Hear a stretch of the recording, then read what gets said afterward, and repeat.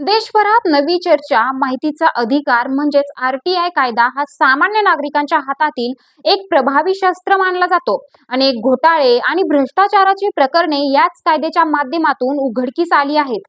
मात्र आता सर्वोच्च न्यायालयाने आरटीआय कार्यकर्त्यांबाबत केलेली एका परखड टिप्पणीमुळे देशभरात नवी चर्चा सुरू झाली आहे। आरटीआय कार्यकर्तेगिरी हा एक आता नवीन व्यवसाय बनला आहे। सर्वोच्च न्यायालयाच्या या विधानाने अनेकांच्या भुवया उंचावल्या आहेत। मग नेमकं काय प्रकरण आहे? न्यायालयाने अशी टिप्पणी का केली आणि या प्रकरणाचा आरटीआय चळवळीवर काही परिणाम होऊ शकतो का? आजच्या या व्हिडिओमध्ये आपण हे सगळं सविस्तर जाणून घेणार आहोत, त्यामुळे व्हिडिओ शेवटपर्यंत नक्की पहा। नमस्कार, मी आरती, आपण पाहत आहात आझाद मराठी। तर मित्रांनो, आपण ज्या प्रकरणाबद्दल बोलणार आहोत ते प्रकरण पंजाब मधील गुरुदासपूर जिल्ह्यातील बटाला येथील आहे। येथे सरकारी निधीतून रस्त्याचे काम सुरू असताना आरटीआय कार्यकर्ते राकेश कुमार बहल आणि त्यांचा सहकारी राजीव कुमार उर्फ मिंटू यांनी कामात हस्तक्षेप केल्याचा आरोप करण्यात आला आहे। फिर्यादीनुसार या दोघांनी कामाच्या ठिकाणी उपस्थित असलेल्या अधिकाऱ्यांना आणि मजुरांना धमकावले, अपमानास्पद भाषा वापरली आणि एका अधिकाऱ्याला मारहाणही केली। या प्रकरणात त्यांच्या विरोधात भारतीय न्याय संहिता अर्थात BNS आणि अनुसूचित जाती जमाती अत्याचार प्रतिबंधक कायद्याअंतर्गत गुन्हा दाखल करण्यात आला आहे। मात्र या प्रकरणाची दुसरी बाजूही आहे। राकेश बहल आणि त्यांच्या सहकार्याच्या वकिलाचा दावा असा आहे की संबंधित रस्त्याच्या कामात मोठ्या प्रमाणात भ्रष्टाचार सुरू होता। हा भ्रष्टाचार उघडकीस आणण्याचा प्रयत्न केल्यामुळेच त्यांना खोट्या गुन्ह्यात अडकवण्यात आले असल्याचा त्यांचा आरोप आहे। मात्र या आरोपांबाबत अद्याप कोणतीही न्यायालयीन पुष्टी झालेली नाही। 14 मे रोजी पंजाब आणि हरियाणा उच्च न्यायालयाने या दोघांचा अटकपूर्व जामीन अर्ज फेटाळून लावला। सरकारी कामात अडथळा आणल्याचे गंभीर आरोप असल्याचे निरीक्षण उच्च न्यायालयाने नोंदवले आहे।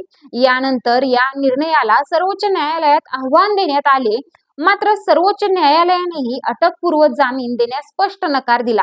न्यायमूर्ती संदीप मेहता आणि न्यायमूर्ती विजय बिश्नोई यांच्या खंडपीठासमोर सुनवाई झाली। त्यावेळी न्यायमूर्ती संदीप मेहता यांनी अत्यंत स्पष्ट शब्दात म्हटले की आरटीआय कार्यकर्तेगिरी हा एक आता नवीन धंदा बनला आहे। केंद्र सरकारने निधी दिला आहे, सरकार रस्ता बांधणीची काळजी घेईल। तुम्ही कोण आहात स्वतःला आरटीआय कार्यकर्ते म्हणून घेणारे?